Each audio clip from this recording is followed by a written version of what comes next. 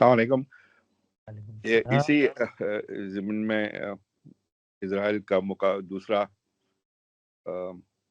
दूसरी साइड से अभी आजकल बड़ा गर्म है, इंडिया, पाकिस्तान, कश्मीर।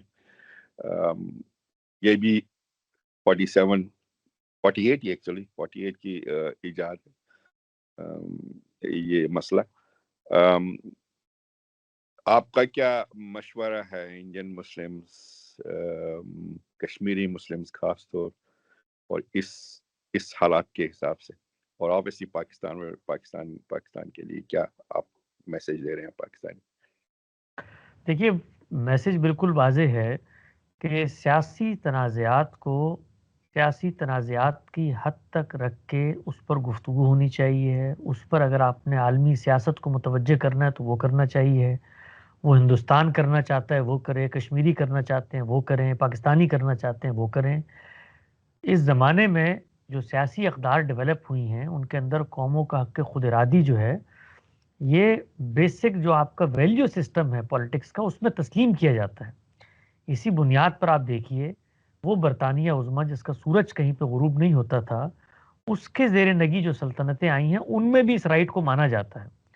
तो जिस वक़्त आगाज़ आपने गलत कर दिया, ये वही चीज़ है, बेईनी वही चीज़ है जो इसराइल के मामले में हुई है।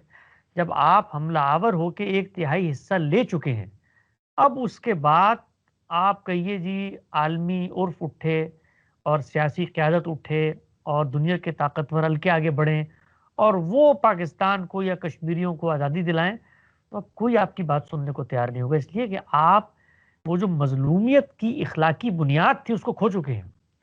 यानी लोग आमतौर पर इसको समझते हैं कि ये शिकस्तगी होती है, मजलूमियत सबसे बड़ी फतह है। मजलूमियत के पीछे इस्तदलाल खड़ा होता है, इखलाक खड़ा होता है, कानून खड़ा होता है, ज़मीर खड़ा होता है। लेकिन जिस वक्त आप बंदूक खड़े लेकर आगे आ जाते हैं तो फिर ताकत खड़ी होती है। तो जो पहला मामला हुआ है 48 में, उसको हमें सोचना चाहिए कि उसके नतीजे में अब जहां तक हम सूरत हाल को ले जाना चाहते हैं वहां नहीं जा सकती। ये पेश नज़र रहे कि उस 48 के फैसले के बाद आज तक हम तवक्को करते हैं ना, डिमांड करते हैं जी अक़वाम मुत्तहिदा की करारदादों के मुताबिक मामलात होने चाहिए कश्मीर के।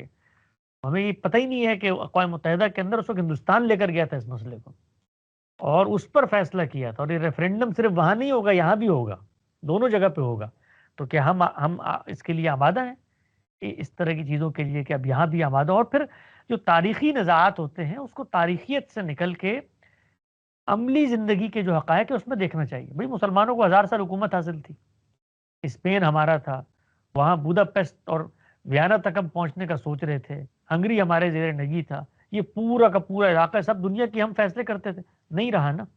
जब नहीं रहा तो अमली हक़ाइक़ क्या? अमली हक़ाइक़ ये हैं कि हमारे पास बजट बनाने के लिए पैसे नहीं होते, तो आलम इस्लाम का किला IMF के सामने कशकोल लेके जाता है कि आप हमारा कशकोल भर दें, जिसके नतीजे में बजट बने, हम एलसियाँ खुलवाएँ और फिर हम आलम इस्लाम का किला बन के आपको सरनगी कर लें।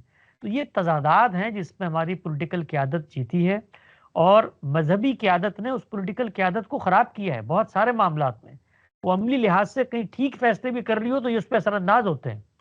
तो कश्मीर का जो मसला है उसके बारे में बड़ी तफसील से हम सब ने गुफ्तगूएँ भी की हैं। हक़ाइक़ की दुनिया में जीना चाहिए, पाकिस्तानियों को भी, हिंदुस्तानियों को भी और कश्मीरियों को भी।